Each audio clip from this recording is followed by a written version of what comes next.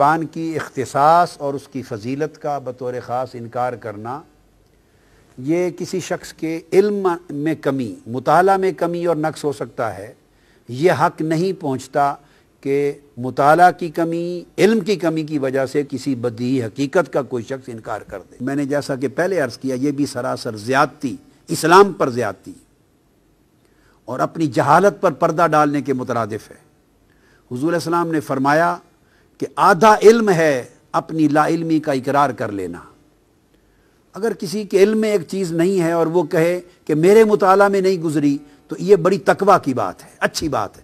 اہل علم کا شیوا ہے کہ یوں کہے کہ میرے علم میں نہیں آئی، میرے مطالعہ میں نہیں آئی۔ یہ حق نہیں پہنچتا کہ کہے اس کی کوئی حقیقت نہیں۔ تو آج اس حقیقت کو بیان کرنا چاہتے ہیں۔ جیسا کہ میں نے عرض کیا کہ حضور علیہ السلام نے فرمایا، اور یہ سنن نسائی میں ہے، اور پچھلی بار اس کو بیان کیا تھا کہ نسائی شریف نے شعبان کی فضیلت میں یہ حدیثیں لائیں جس میں آقا علیہ السلام نے فرمایا اس مہینے میں اعمال اٹھائے جاتے ہیں اللہ کے حضور ماہ شعبان میں، اور میں مسلسل روزے اس لیے رکھتا ہوں کہ میں محبت کرتا ہوں کہ میرے اعمال ماہ شعبان میں اللہ کے حضور پیش ہوں تو میں صائم ہوں، یعنی روزہ دار ہوں۔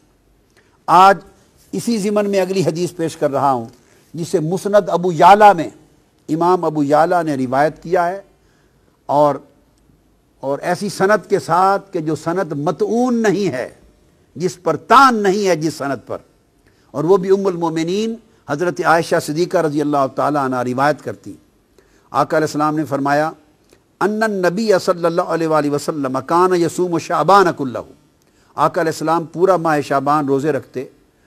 قالت قلت یا رسول اللہ صلی اللہ علیہ وسلم احب الشہور الیک ان تصومہ شعبان، سارے مہینوں سے زیادہ روزے رکھنے کے اعتبار سے رمضان کے بعد آپ کو ماہ شعبان اتنا کیوں پسند ہے، اتنا محبوب کیوں ہے؟ یہاں آقا علیہ السلام نے دوسرا جواب دیا، یعنی ماہ شعبان کی دوسری فضیلت بیان فرمائی۔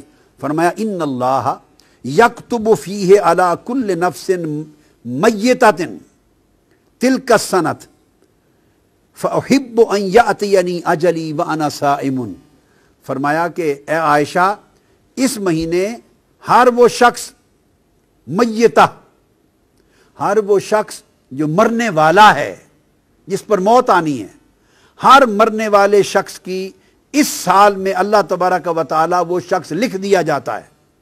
یعنی جس شخص کی 15 شعبان معظم کے بعد، اس مہینے کے بعد اگلے سال کے ماہ شعبان تک جس شخص کے لیے موت مقدر کر دی گئی ہے، لکھ دی گئی ہے، اور ملک الموت نے اس کی روح کو اگلے سال میں آ کے قبض کرنا ہے، آقا علیہ السلام نے فرمایا تو اس سال میں یہ لکھ دیا جاتا ہے کہ یہ لوگ ہیں جن کی روح اس سال میں قبض کی جائے گی۔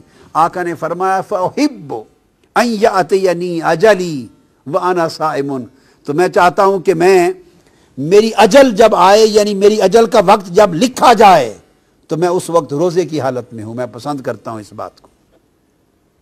تو آقا علیہ السلام نے اس کی ایک اور فضیلت بیان کی، اور امام ترمذی نے حضرت انس بن مالک رضی اللہ تعالیٰ عنہ سے اپنے اسناد کے ساتھ روایت کی۔ آقا نے فرمایا کہ افضل صوم بعد رمضان شعبان لتعظیم رمضان، کہ رمضان کے بعد سب سے افضل روزے شعبان کے ہیں، اس لیے کہ شعبان کی تعظیم رمضان کی وجہ سے ہے، یا شعبان کی فضیلت رمضان کی وجہ سے ہے۔